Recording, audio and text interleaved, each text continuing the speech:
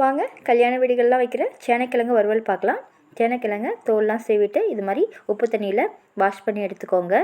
எடுத்துகிட்டு நம்ம இதுக்கு ஒரு மசாலா ரெடி பண்ணிடலாம்.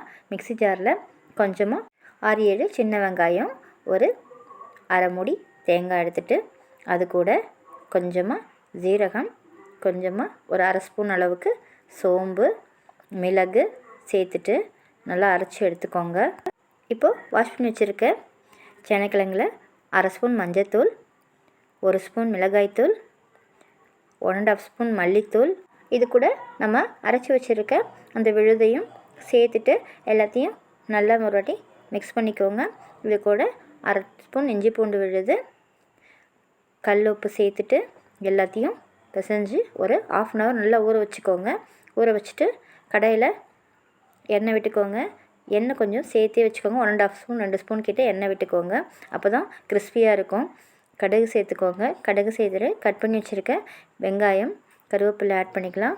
வெங்காயம் நல்லா வதங்கின உடனே நம்ம ஊற வச்சு வச்சுருக்க மசாலா சேர்த்து கிழங்கு அதோடு சேர்த்து நல்லா வதக்கிக்கோங்க.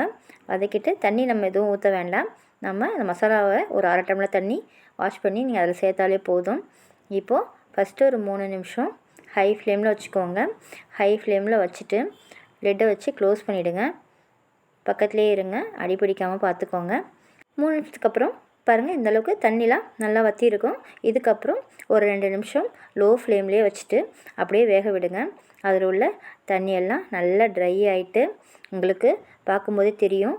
அது நல்லா மசாலா எல்லாம் ஒன்றா கோட் ஆகி கிறிஸ்பியாக ஆரம்பிக்கும். இது சாப்பிட்றதுக்கு அவ்வளோ டேஸ்டியாக யம்மியாக இருக்கும். இன்னும் உங்களுக்கு முறுமுறுப்பாக வேணும்னா நீங்கள் இது கூட அரை ஸ்பூன் அரிசி மாவும் அரை ஸ்பூன் கடலை மாவும் சேர்த்துக்கிட்டிங்கன்னா இன்னும் கிறிஸ்பியாக இருக்கும். உங்களுக்கு எந்த அளவுக்கு கிறிஸ்பினஸ் வேணுமோ அந்தளவுக்கு நீங்கள் நல்லா வறுத்து எடுத்துக்கோங்க. இது கூட கொத்தமல்லி தழை தூவி இறக்கிடுங்க. இந்த வறுவல் தயிர் சாதம், சாம்பார் சாதம், ரச சாதம் எல்லா வெரைட்டிஸ்க்கும் செம்ம டேஸ்ட்டாக இருக்கும். ஒரு முறை நீங்களும் உங்கள் வீட்டில் ட்ரை பண்ணி பாருங்கள். உங்களுக்கு ஏதாவது டவுட்னா எனக்கு கமெண்ட் பண்ணுங்கள். பிடிச்சிருந்தால் லைக் பண்ணுங்கள். மறக்காமல் நம்ம சேனலை சப்ஸ்கிரைப் பண்ணுங்கள். தேங்க்யூ.